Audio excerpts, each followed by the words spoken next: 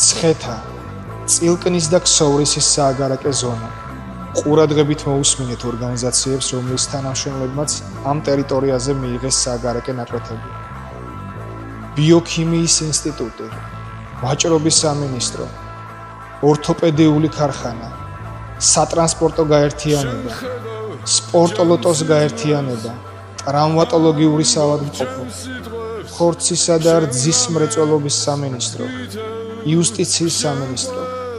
ეს იყო ჯამში ჩამონათვალი იმ ორგანიზაციების, რომლის 600-მდე თანამშრომელმა მიიღო სააგარაკე ნაკვეთი, მაგრამ მათი აბსოლუტური უმრავლესობა დღემდე არის დაურეგისტრირებული. იჩქარეთ, სანამ ჯერ კიდევ დროა, რადგან 2025 წლის შემდეგ ყველა ქონება, რომელსაც ვერ დაუდასტურდება კერძო საკუთრება, საბოლოოდ გახდება სახელმწიფო საკუთრება.